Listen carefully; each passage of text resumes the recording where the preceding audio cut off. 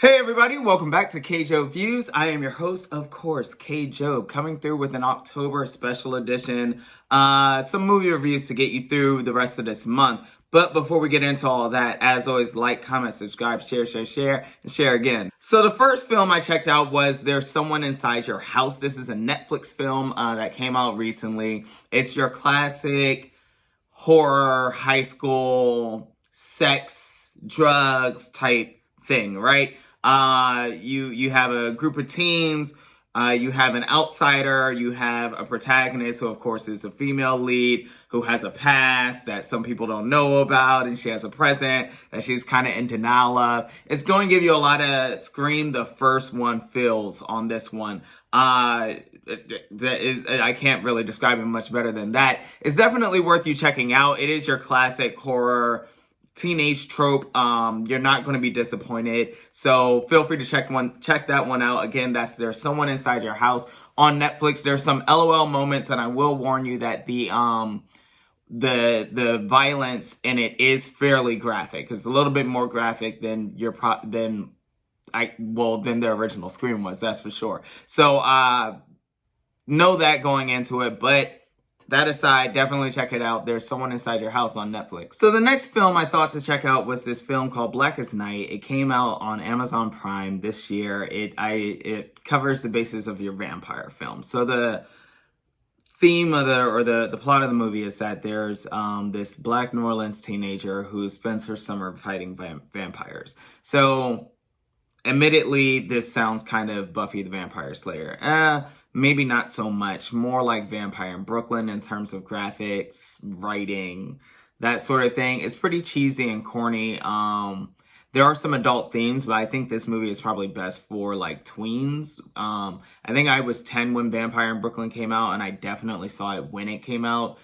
I don't think this movie would be bad for, well, I don't know. I guess it depends on the maturity of your 10-year-old. But it has some adult themes, but it's someone who's not even a teenager, I would think, can handle this movie. But I also had the opportunity to check out The Manor, which is also on Amazon Prime. This film stars Barbara Hershey. This is now the opposite. You know, we went from tweens to elderly. Barbara Hershey from Insidious and Once Upon a Time and something else that's not coming to my at this time. She plays this 70-year-old woman who has a minor stroke, and as a precaution, she goes into a nursing home for her health and for monitoring, so her family isn't under any undue stress. She soon believes that there's a supernatural force haunting this nursing home she's staying in.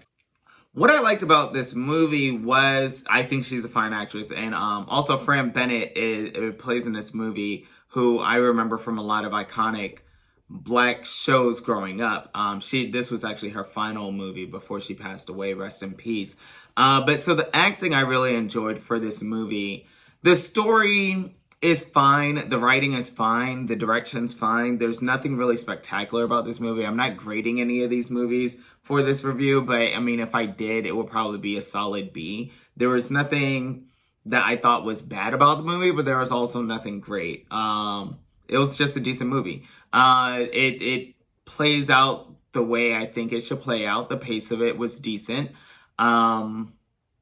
Yeah, I don't really have that much to say about it. So, I mean, if you want a kind of standard, unsurprising, scary movie of the modern age, then feel free to check out The Manor on Amazon Prime. Next film is Spell with Omari Hardwick and Loretta Devine. Now, this film was created in, I believe, 2019. It came out in 2020. But of course, we had the pandemic going on, so a lot of people didn't get to see it, including myself. I finally got to check it out.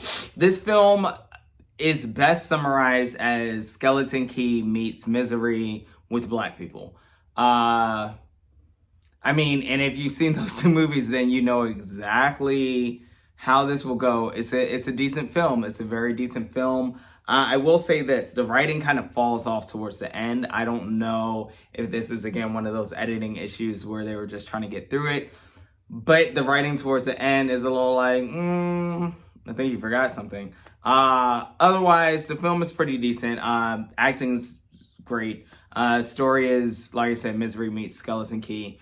And yeah, this guy takes his family to the mountains of West Virginia for his father's funeral, his estranged father's funeral. He's not close to his father. They get into a plane crash, and our story goes from there. Misery meets Skeleton Key. So that is Spell, and that's available. I saw that on Hulu, but it's available on multiple platforms at this point. Like I told you, it came out last year. As always, thank you so much for joining me. Like, comment, subscribe, share, and share again. And I wish you all a very happy, safe Halloween.